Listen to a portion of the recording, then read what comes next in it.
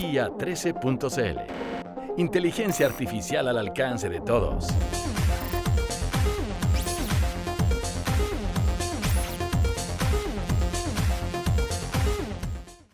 Bueno, tiene experiencia como detective de homicidio, perfilación criminal, dijiste tú, detective especialista en equipo de bandas, negociador de rehenes, oficial del equipo. Increíble. Cuando yo leí eso, dije, negociador de rehenes, qué cosa más importante. Es lo que vemos en las películas. Cuando la vida y la muerte depende de una llamada. Tal cual.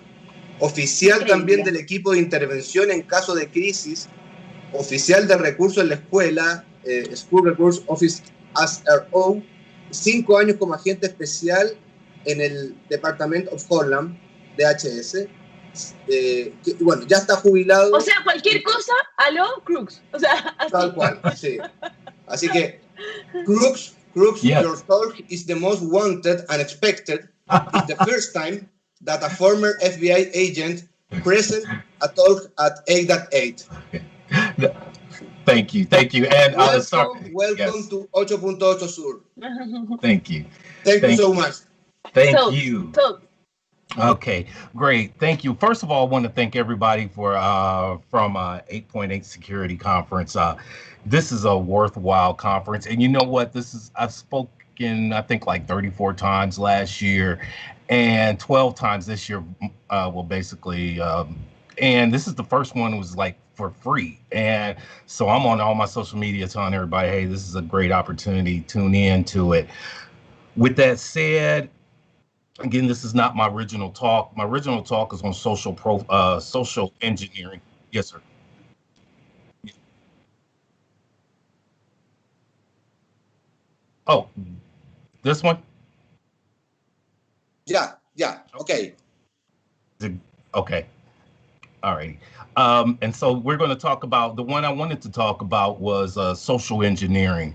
And people want to know what is social engineering. When we have those hacks and when we have the ransomware, it's, a lot of people think it's somebody from, a foreign country in their basement of their mom's house. And that's probably true. But what they need first is an inside person. And a lot of people, we fail to look at that inside person. And that's what social engineering is. But unfortunately, I got interviews and statements from known hackers or former hackers, and I don't want to put anybody in jeopardy. So God willing, hopefully we can do the speech next year. But in the meantime, I want to offer you another tool, and it's active listening. It's a discrete instrument of successful communication. Basically, what we're going to do is talk about how we communicate. And this can help individuals professionally, socially, and personally. It's how you use active listening skills. It's a skill that developed by the FBI, which they use when they conduct hostage negotiation or interrogation or communicating with individuals. It doesn't even have to be in a crisis. What I did was I took all the police lingo and police terminology out. I threw it out and I made it people friendly and individual friendly. So that way we could use this. Now, when I was in Croatia last year and I gave this lecture, I asked the event organizer, I always ask every time I step off stage, what do I need to work on? And this time I asked them, what do I need to work on and how? And they said that it was a good speech, but it was practical. And I took offense to that at first, but he's right. It is practical. These are skills we already have, ladies and gentlemen. These are skills that we have. Some of them we don't even use. Some people may think we're great conversationalists and we can hold a conversation, but this right here is going to take you to another level. Here we go.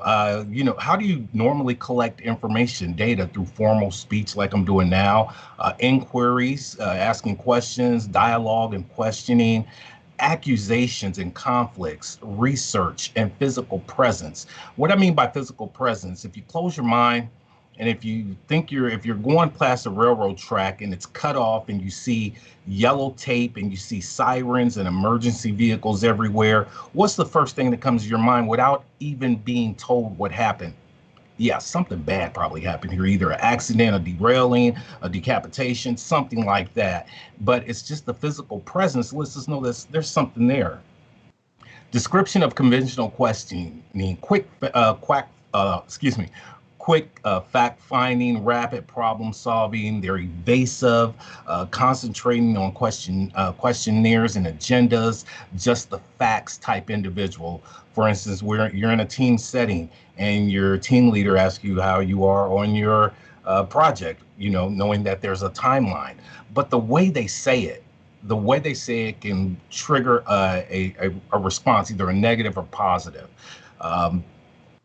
It weakens rapport. We're going to talk about rapport building, and that's one thing that we can use, and that's the first thing that you have to have in order to have successful communications. Rapport building. It produces pressure. It can inflict incite defensiveness.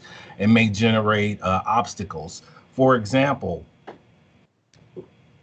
in order to be on a team, and let me go back, and I'm sorry for it not explaining. You're probably wondering, what the heck is a former law enforcement officer, former negotiator, former profiler speaking at a tech conference, a security conference?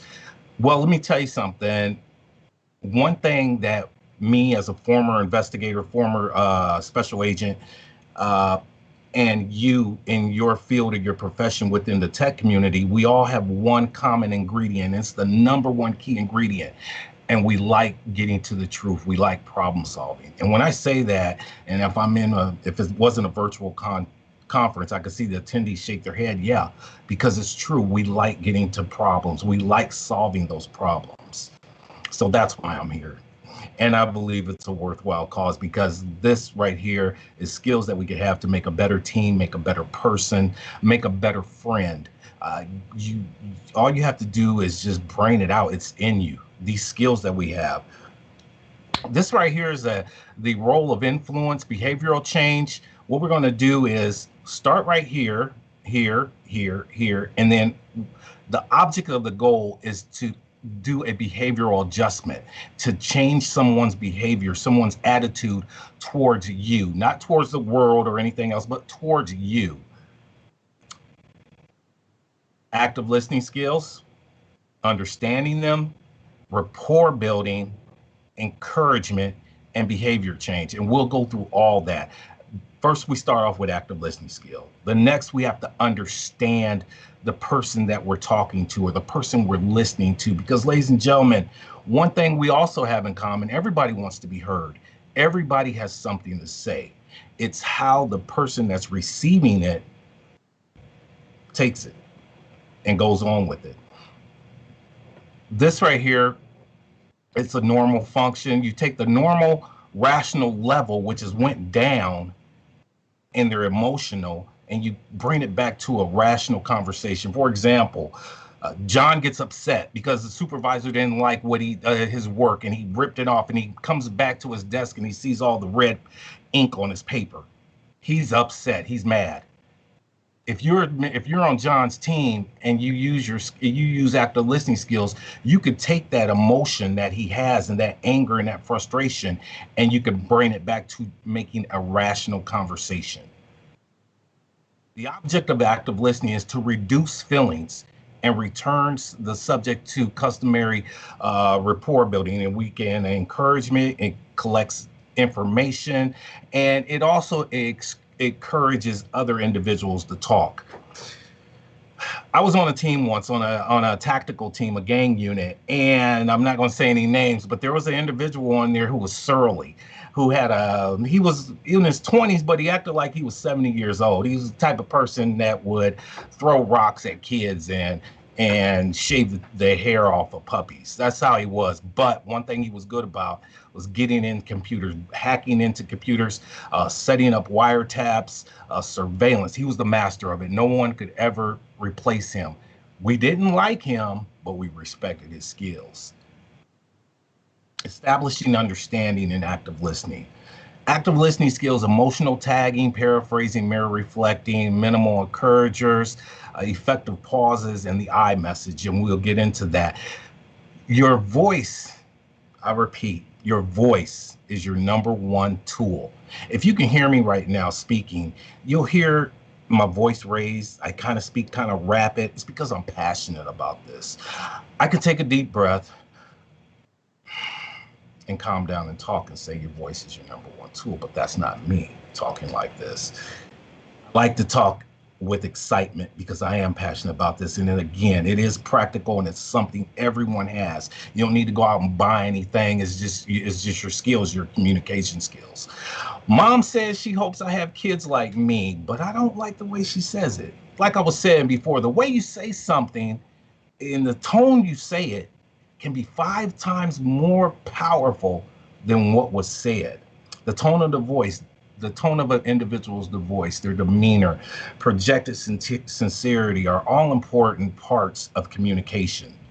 Emotional labeling, statement of emotions, heard. You sound angry.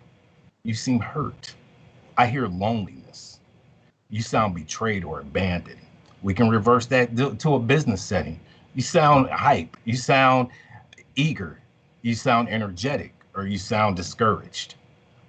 That right there, when you say that to someone, it lets them know that they're listening. Wow. She said that I sound angry. She's listening to me. She heard me. Wow. Okay, that's a way to build that connection. Emotional labeling in depth, identification of underlying feelings. As subjects often have many emotions, and forgive me for saying the word subjects, but again, I took the law enforcement terminology out of it, and the subject is individual. I could have said individual, but subject is what I said, so I apologize. Extremely effective. It can build tremendous rapport by labeling emotions, as I said before. You sound angry. Wow, she just said I sound angry. She's listening to me.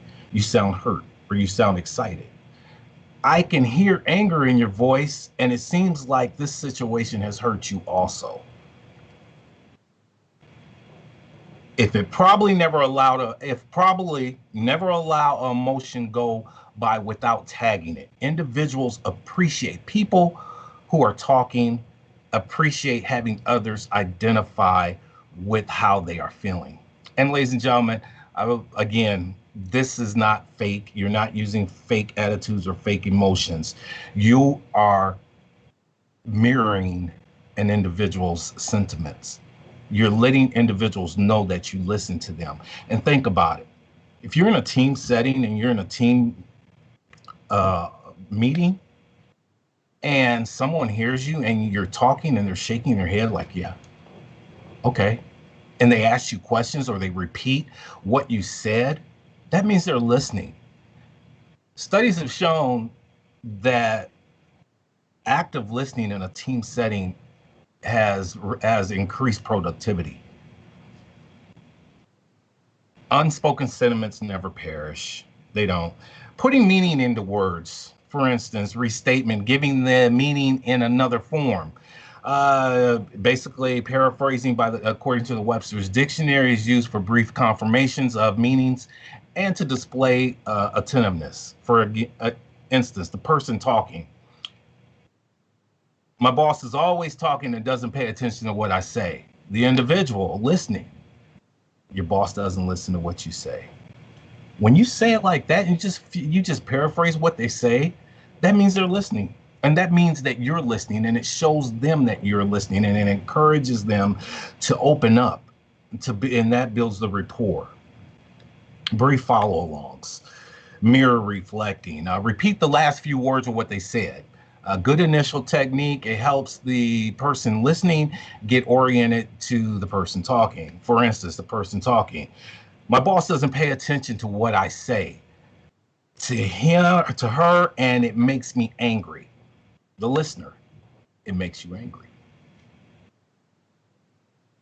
Mirror reflecting again, brief follow-alongs, voice inflection at the end, upward or downward. It makes you angry. It makes you angry. Periodic covering of main points. His or her story is his or her feelings, but it's in your words. Okay. For instance, the person just told you something and you repeat it. Okay, so what you told me so far is this. And if I understand you, as a result, you feel this way. Do I understand you correctly? Open-ended questions. Questions that require more than a yes or no. What, how, when. When you say what, that's a question.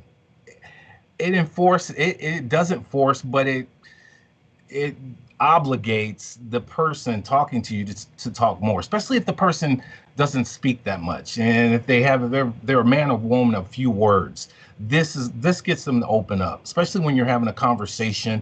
You'll say what, how, when, what happened today, how would you like this to work out? The benefits of this: it conveys a sincere interest.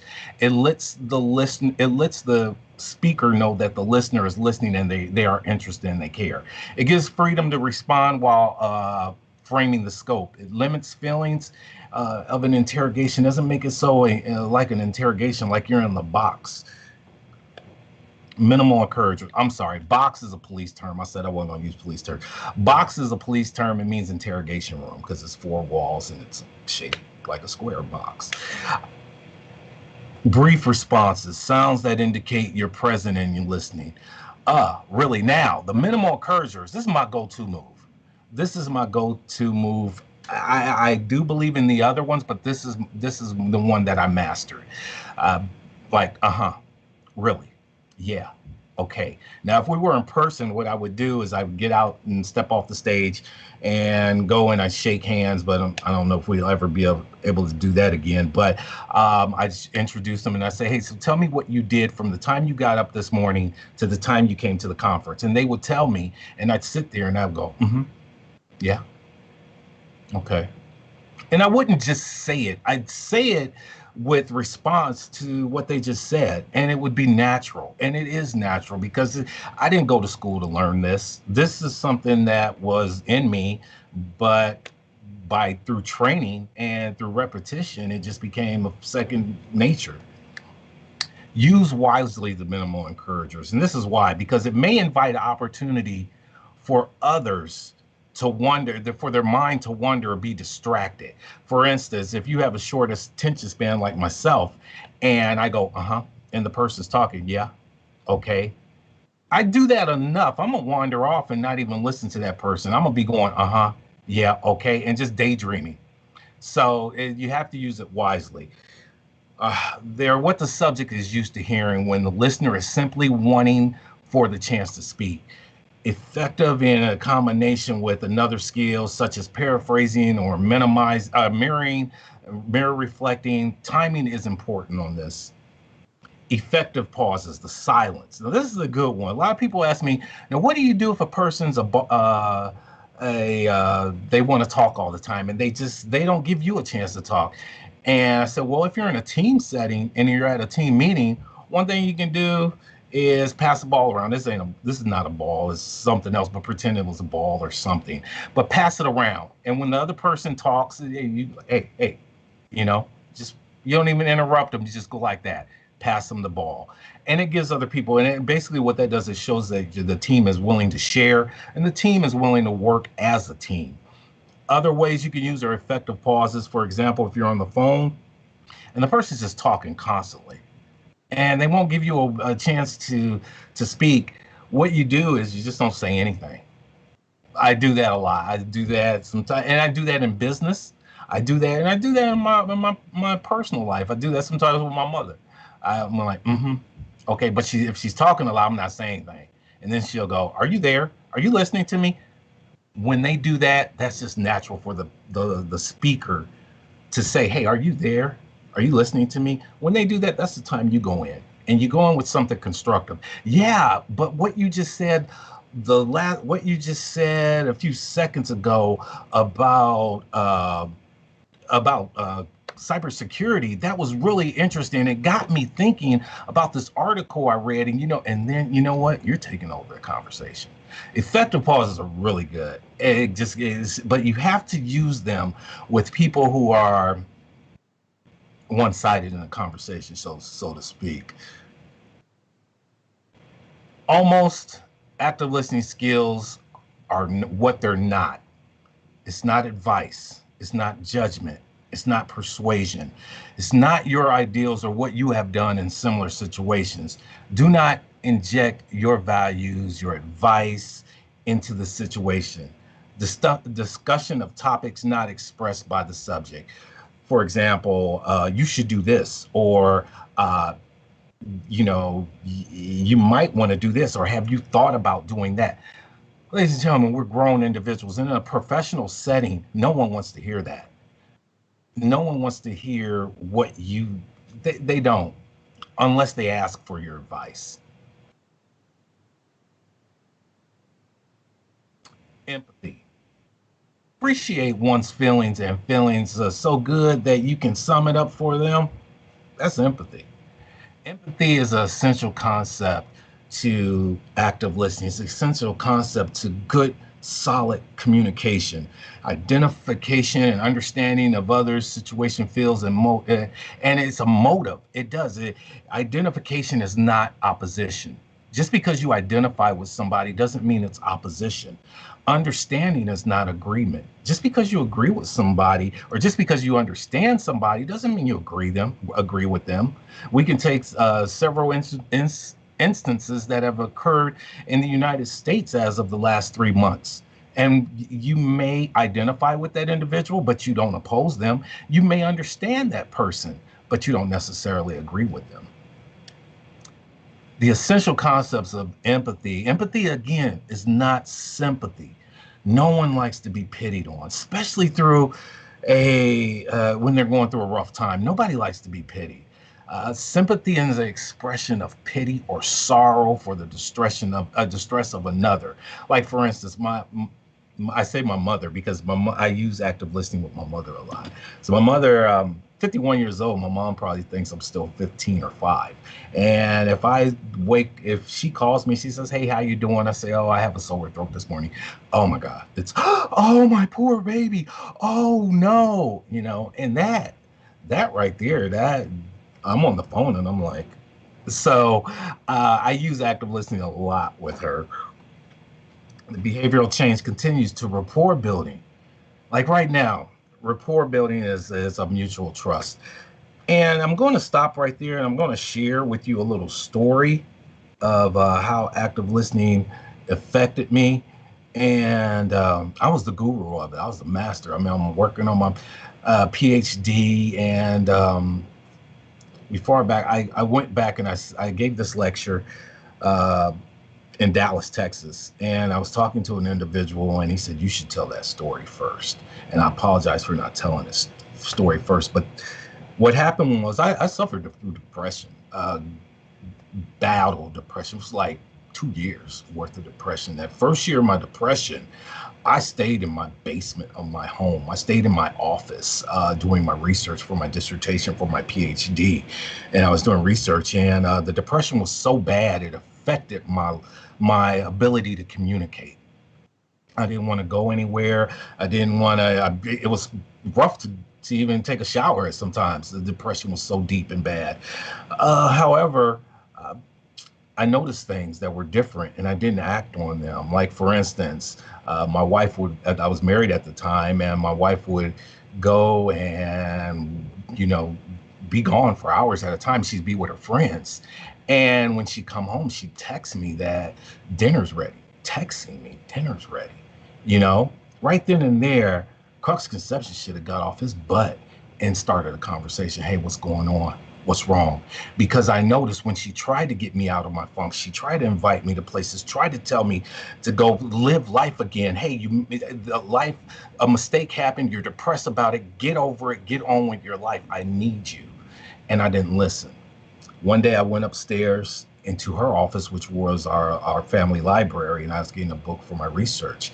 And I noticed our picture to a vacation trip we took was taken from her desk. And I called my brother. I called and I said, "Hey man, she's leaving me." And he said, "Are you sure?" I said, "Yeah." And I knew it was over. I truly believe to this day, if I utilize active listening skill, if I striked up conversations, if I just would have listened, I'd still be a married man today. So that's my story about not allowing these skills to slip. Again, they're great for business, teamwork. It's good for personal use. It's excellent for social. Actually, it's life-saving for me for personal use. almost ALS, phrases that damage rapport. Here's the things that damage rapport. Think about it. Okay, I want you, ladies and gentlemen, what to do is to just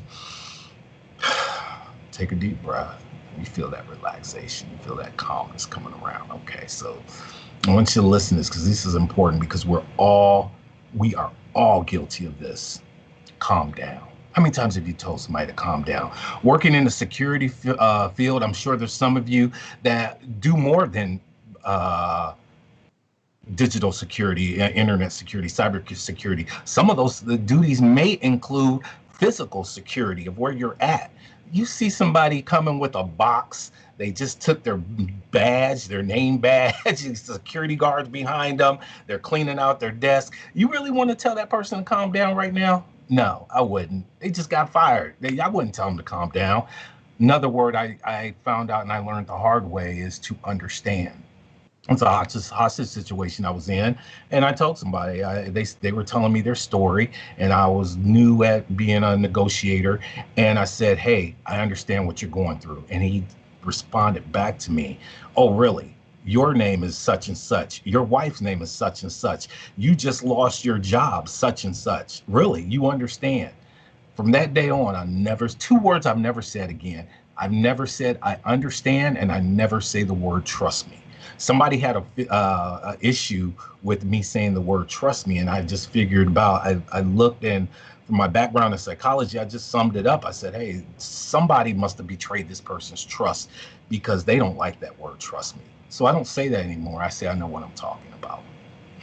What that does is the instigator in me, that either provokes them to confrontation, to challenge your skills or your ability, or they could just be quiet and say, wow, okay, he knows what he's talking about.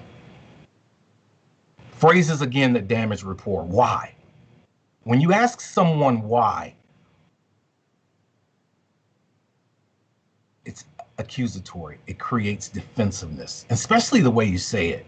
If you say why, like, why'd you do that? Or why'd you do that? That's still accusatory. Why?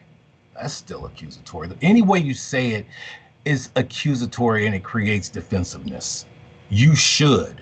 That's another thing. I don't know if like I said, I was in, I had depression. I was about for depression, and I went to see therapists and a counselor. And I tell people now, never go to a therapist or a counselor that wants to interrupt you, or that makes you feel like they're looking at your watch, or you're just a time chart, and and that's the same way I feel about this.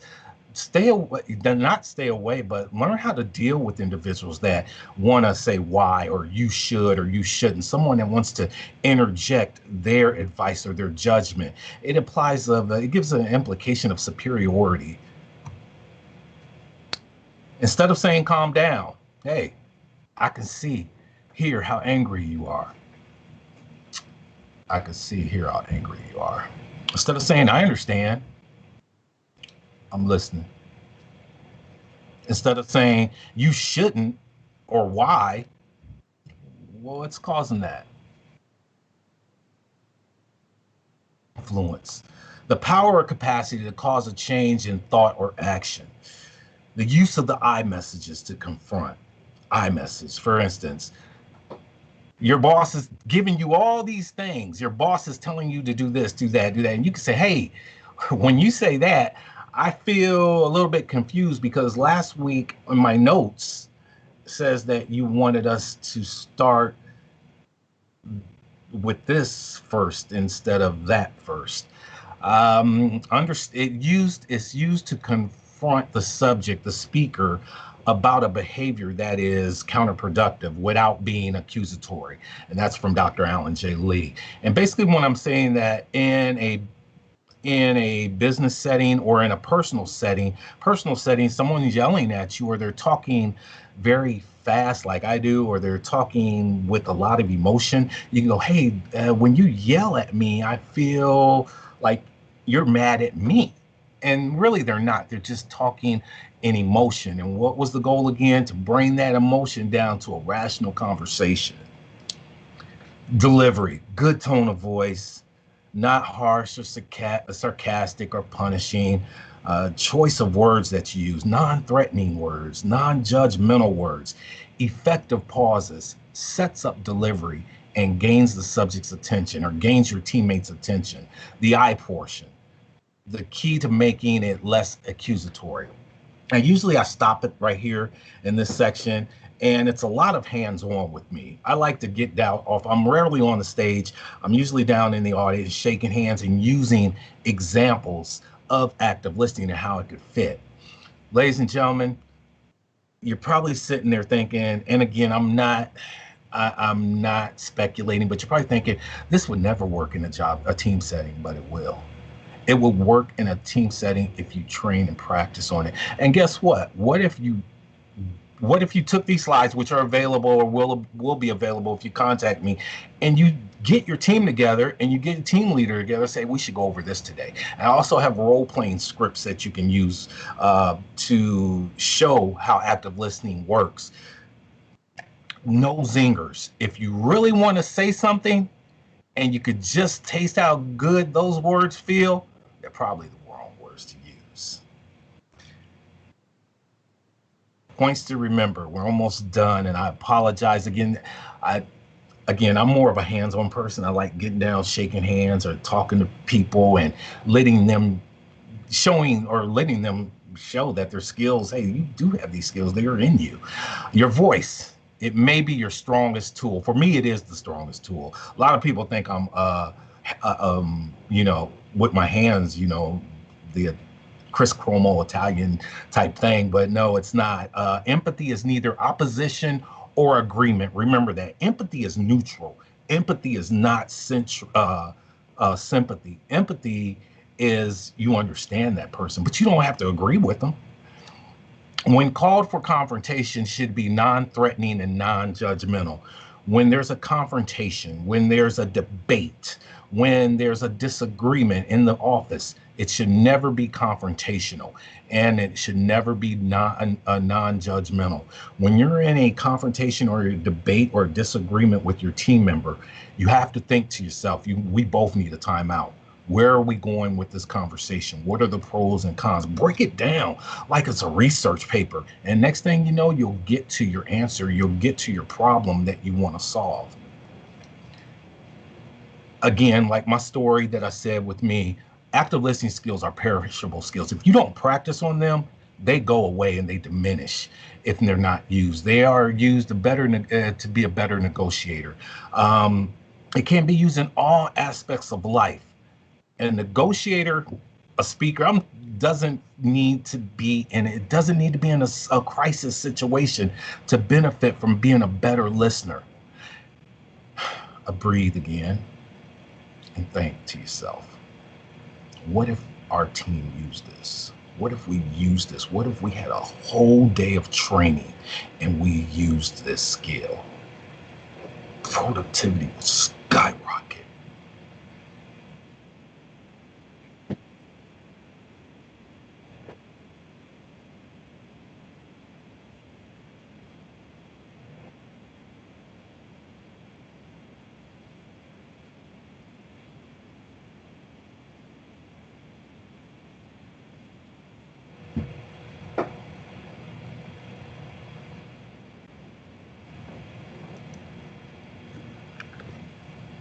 Thank you, Crux. Can you hear me? Yes, I can. Sorry, I was speaking fast, but okay. I'm very passionate about it. Thank you. Sorry. Yes. It was amazing. Thank you very much. It was so interesting. Thank you. Yeah, I will see you if any question. Okay. Before we go, if you give them my contact information, they can have these slides for free, and I'll give them role-playing scripts. It's like 5 different role-playing scenarios in a business setting where you can read these and they can act it out. And the best thing to do is get your group together, get your team together, and just go over these slides, and then start doing that. And I hate saying trust me, but I know what I'm talking about. You'll see a big difference in the productivity of your team. Okay. Thank you. We do have a few questions. Okay, great. Yeah. ¿La haces tú, Lice? I'll do the questions. What would be your advice to generate trust and security when you speak for the first time in public without the nerves getting to you? What I do is I'm long-winded. What do you do? Tell them your background. Tell them your professional background, and then next thing you know, tell them your personal background. Just a short, you don't have to let them inside your life, but tell them your professional background. That right there, like everybody says, I used to be a profiler and I'm working on my PhD in psychology. I have a master's degree in psychology. It's evident that I'm good with I'm passionate about the human mind. And so I let people know that, I let people know I was 24 years in law enforcement. Give them a 3-minute expo of your resume, of your background. And that right there that's great right there. So, because have you ever been to a conference and you sat up there and you said, damn, how the hell did this dude get on stage? Yeah. So, I do that sometimes. I don't do it anymore. I don't think about that about other speakers. But when you tell them your background and your passion for it, that gets them listening. Thank you. And we have another question. Okay. Has it happened to you that when you tell a person calm down, you receive an aggressive response? Oh, How man. have you resolved that in a conversation or negotiation? Wow, I don't ever do that again. The last time I told somebody to calm down, next thing you know, it was we were in an investigation in inner city in the projects, and I told this lady, I said, ma'am, you need to calm down. Oh my goodness, it was the worst thing you ever told somebody to do. So instead of telling them to calm down, I say, whoa, I see the anger, or I see the sadness, or I hear the sadness and the angers in your face. The fewer words are the better. The fewer words are the best. We had an incident in the United States where a guy was killed by a law enforcement officer, George Floyd, and his chief said something to the family on CNN, and the chief said something to George Floyd family. Before he did, he took off his hat. And I'm like, wow, that got chills up my bone. I don't care if it was fake or it was real. It put goosebumps, because I was like, that was deep, because he showed respect to that family that just lost their, and I was like, that was just deep. That was so deep. Yeah. And like as a profiler, when I used to profile people and get inside their heads, and I do things like wipe my foot on their carpet before I step in the house. I wipe my feet on their carpet, even though they had trashy carpet. I did it to show them that I was respecting their place of home, and it's all about that rapport building. Shake somebody's hand, or compliment somebody. That goes a long way. Sincerity, not being fake either. Thank you so much. And the last question I have here is how to manage problems inside a teamwork. And even if you face the problem and try to talk to that person, the problem continues. Mm-hmm. How do you handle that? Yeah, I've been there where it was just, there was I had an agent, on my team, and she was just damn good. And what happened was there was another guy that didn't like her. He was just real jealous of her for some reason, and he would harass her a lot. And so what I did was, as a team, I got my team together, and we would just hype her up every chance we got. The three of us would be like, great job, Robin. Oh man, how did you do that? Can you sit down and show me how you did that? Do that. And then the other person eventually knows. It's like going to it's like Oscar De La Hoya versus Floyd Mayweather. If the fans are just full of Oscar De La Hoya, it's just his crowd. You ain't gonna cheer for Mayweather. You're gonna be like, yeah, okay. So that's how you make that other person feel. Make them feel like they're an outcast, like they're the only ones thinking that. Yeah. And I really do. I really do. Yes, yeah. I'm an Oscar De La Hoya fan, so so yeah. Okay. Well, everybody's very happy. They're all writing really nice comments and the great presentation. We have one last person asking, how can they get in contact with you? Hay dos preguntas más, Lizeth. But what are your contact info that we can give people here? Find you where? Crux, CRUX dot Conception, CONCEPTION, and whatever, Gmail, Facebook, Twitter, LinkedIn, GitHub, all these other places. I mean, I'm everywhere. So yeah, and okay. I'll send it to you in the chat. I'll send all my information in the chat. So okay. Yeah. So yeah. Hay dos preguntas más, Lizeth. Yeah. So I have two more questions. What technique or strategy have you used to separate work time and private or family time? Wow. Yeah. Well, like in my story, I had a family. I don't have a family no more. But when I had the family, you know what? I tell this. There's a lecture I talk about when stress meets tech, because I did research and I interviewed 1,300 people in the field of technology. And guess what? This is worldwide. This is just the United States. The highest stressful jobs in in the world are law enforcement, the tech community, and the medical profession. Medical profession has more suicides than law enforcement. It's law enforcement, tech community, and then the medical profession. And what I do is I tell people, give yourself a me day. Give yourself a me day. I mean, you tell the world. Don't just tell your family or your boss or your friends. You tell, hey, I'm going to watch. Like I did it 3 months ago. I watched MASH all day. That's all I did. I just sat down and watched MASH, told everybody, don't call me. Hey, this is me day. I need a me day. Take me time. Not just 3 hours or 4 hours. Take the whole day. And what that does is it tells you that you're in control of yourself. You take back that control. And when you get that control, there's a lot. It's just a good feeling when you have control over yourself and other people aren't controlling you.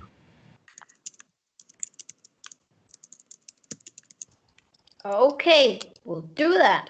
So the last question is how to manage when you detect that you lose your patience and this will get you in a major problem. Yeah. Okay. For me, I have the 3-strike rule. The 3-strike rule is if I try one thing like first time, like I hear the anger in your voice. You don't hear nothing in my voice. You don't hear nothing. How do you hear it? You don't even listen to me. Okay, that's strike 1. Strike 2. Where do you want this to go? Where do you want this conversation to go? I don't care what this is. Strike 2 tells you that the person is not going to change. They angry. And the last one, my brother does this to me. I have a twin brother. And there's 17 of us in law enforcement. My mom calls us the black version of the TV show Blue Bloods because there's 17 cops in my family. And after the third one, I go like this. I say, I'm sorry you feel that way. And then I walk away because that person is determined to be angry. That person is determined to be destructive. That person is what they nowadays call toxic. And you let them know that, hey, and what that does is, I hate to say it, but what it does is it gives that person the feeling that, wow, that person's better than me because he or she can control themselves. I've just yelled at them and all they did was just remain calm. I want to be like that person. Why can't I be like that person?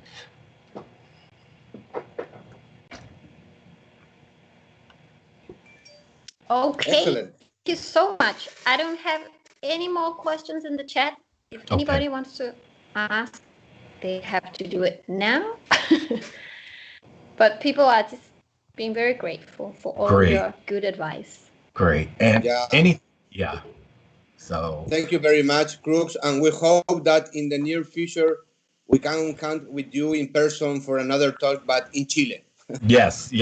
Man, I was like, I lost almost 100 pounds for nothing.